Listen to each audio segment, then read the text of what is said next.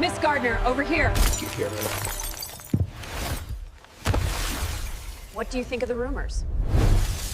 Okay, stop scrolling, because this story has everything. Celebrity feuds, shady PR moves, a massive legal twist, and one unbelievable comeback that no one saw coming.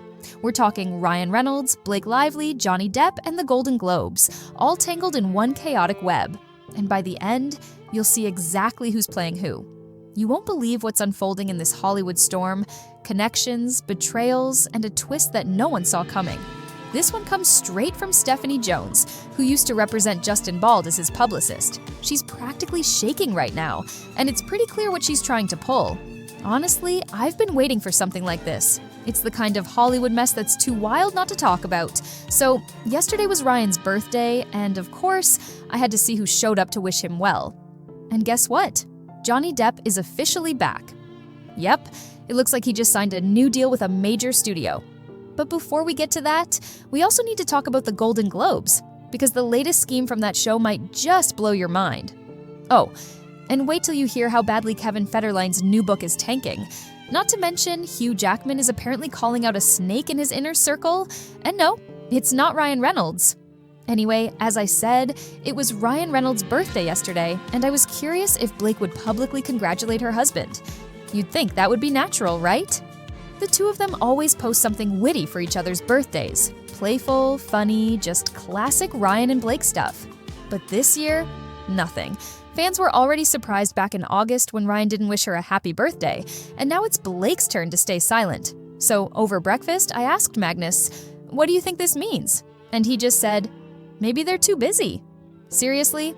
That's the best he could come up with? Because apparently, Blake wasn't too busy to like Hugh Jackman's birthday post for Ryan. Yep, Hugh was one of the very few, maybe the only celebrity who actually posted about Ryan's birthday. Ryan, meanwhile, shared every single birthday shoutout he got on his Instagram story, but most of them came from fan accounts. And here's where it gets interesting. Some people have been speculating for a while that Ryan might actually run those fan pages himself. So maybe, just maybe, he spent the day sending birthday wishes to himself. I just find it odd that Blake didn't say a word. Both of them are so active online. It's not like they're shy about their relationship. Something feels off here. Honestly, I think their relationship might be hitting a rough patch. And that's just the beginning. Because the real chaos starts with a shocking new court filing that could change everything for Stephanie Jones. Just when you think this Hollywood drama couldn't get messier, a new court filing lands and it could blow the whole thing wide open. So here's where things take a turn. A new filing just dropped from Stephanie Jones, and it's wild. Last week, the judge ruled that Jennifer Aile can move forward with her case against Stephanie Jones. Sure, a few smaller claims got tossed, but the big ones, they're still standing. And now, it's Stephanie's turn to respond, and she's scrambling. If you missed the earlier chapters of this saga, here's the quick recap. Stephanie Jones was Justin Baldwin's publicist from the start. She runs her own PR agency, Jones Works. But when one of her employees, Jennifer Aile, left the company, things got ugly.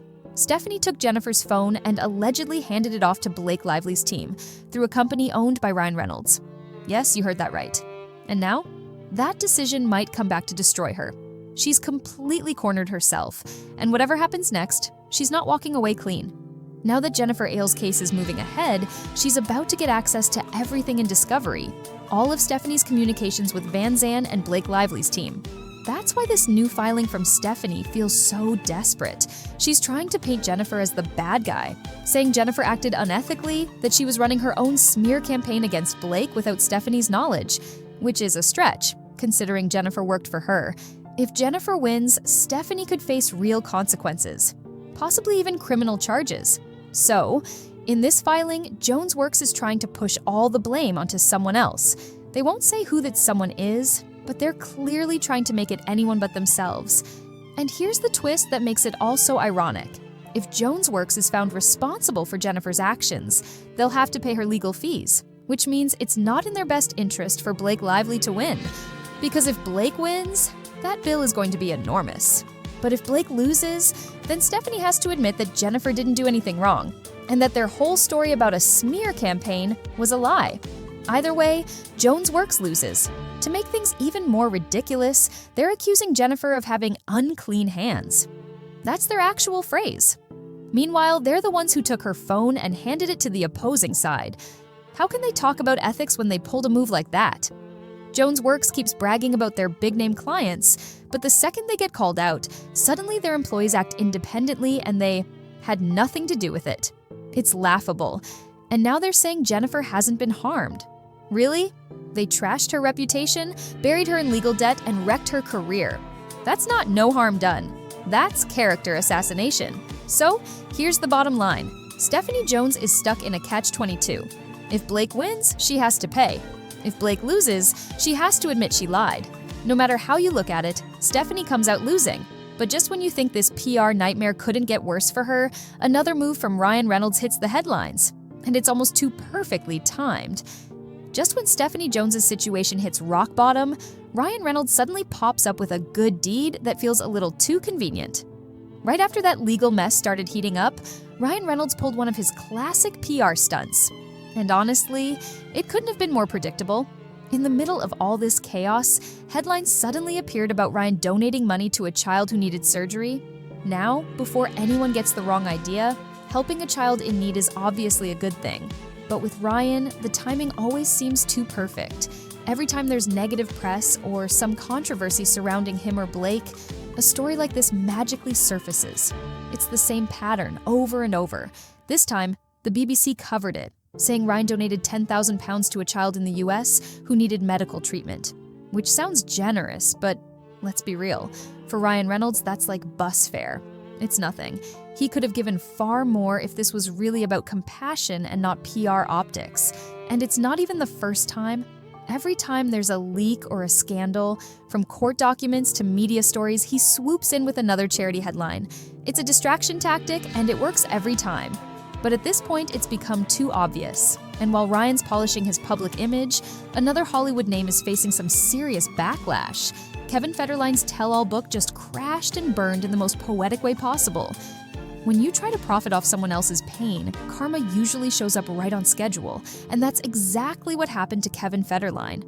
Kevin Federline's tell-all book is officially a disaster, and honestly, I can't say I'm surprised. From the moment he announced it, people could tell it was going to backfire. He thought spilling Britney Spears' personal struggles would make him rich, but instead, the public turned on him hard. According to Amazon's bestseller list, his book is sitting at number 1,439. That's brutal. Fans organized a full-on boycott, and instead of getting famous again, he basically got erased. Even a friendly media push, including an interview with Entertainment Tonight, couldn't save him. One insider said it best. He thought he could cash in by dragging Britney, but people didn't just cancel him. They buried him. Online, fans are calling the flop poetic justice. My favorite comment said, "The only thing Kevin exposed is how irrelevant he is." Couldn't agree more. Britney might have her flaws, but the public still loves her. Kevin? Not so much. And while that drama unfolds, another Hollywood favorite is cutting people out of his circle, this time for betrayal, because apparently someone close to Hugh Jackman leaked one of his most personal secrets, and it's got everyone wondering who he can trust next. What happens when one of Hollywood's most respected stars realizes the snake in his circle isn't who he thought?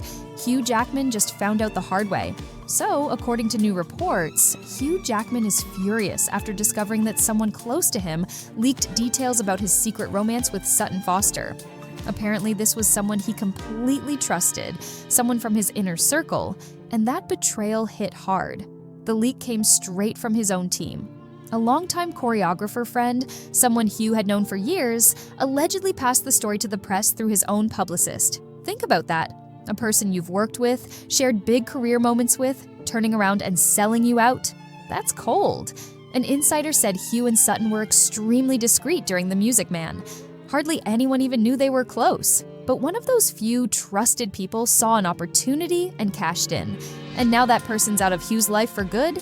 When I first saw the headline, I honestly thought Hugh had finally distanced himself from Ryan Reynolds, given everything that's been going on between them. But no, that wasn't it.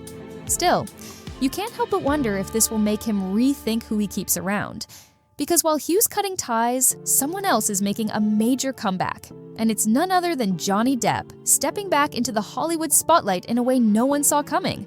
After years of being shut out by Hollywood, Johnny Depp is back. and the project he's about to lead could completely rewrite his story. So here's the headline everyone's buzzing about. Johnny Depp is officially in talks with a major studio for a huge new role. For anyone who followed the Amber Heard trial and its aftermath, you know how big this is. Hollywood practically turned its back on him. He lost his deal with Disney for Pirates of the Caribbean and got cut from Fantastic Beasts. For a while, it seemed like his career was over. But not anymore. The word is, he's in negotiations to play Ebenezer Scrooge in a new adaptation of Charles Dickens' A Christmas Carol. This would be his first major studio film since everything went down. It's a classic redemption arc, a supernatural story about confronting your past, present, and future. Kind of fitting, right? A representative for Johnny confirmed the news but didn't comment further. This new film is being produced by Parian Pictures, and it's expected to be a big-budget project that could mark his official return to mainstream cinema. But that's not all. He's also got another project dropping soon, one he directed himself. It's a film called Modi, based on the life of the Italian painter Modigliani. The cast includes Al Pacino and Stephen Graham. Now, reviews so far have been mixed. Magnus actually told me it didn't get great early feedback. But still, seeing Johnny behind the camera is exciting in itself. And according to someone who worked on his last movie, Day Rinker with Penelope Cruz, Johnny was an absolute joy on set. Always on time, professional, kind, even buying gifts for the crew afterward. She said, "He's magical." Honestly, that doesn't surprise me. I think most people agree. Johnny deserves another shot. Everyone makes mistakes, but not everyone faces consequences on that scale. It's about time he gets the chance to rebuild. But while Johnny's redemption story is just beginning, another infamous name in Hollywood is dragging the industry right back into controversy. And this time, it's the Golden Globes. You'd think the Golden Globes would have learned their lesson after years of scandal. But guess what? They're back. And somehow, it's even shadier this time. If you've been following me for a while, you already know my history with the Golden Globes. Back in 2020, I actually sued them. It turned into a massive scandal that took the award show off the air, had Tom Cruise sending back his trophies, and exposed just how corrupt the whole system really was. Studios boycotted, the press went wild, and I found myself right in the middle of the storm. Now, when I look at the legal drama between Blake Lively and Justin Baldwin, I see the same patterns. Identical tactics, the same PR spin, even the same kind of manipulation behind the scenes. When I went up against the Golden Globes, they hired 8 lawyers to fight me, a single freelance journalist who simply asked them to allow all qualified reporters to join. For context, the Globes were run by the Hollywood Foreign Press Association, a small group of about 90 journalists from around the world living in LA.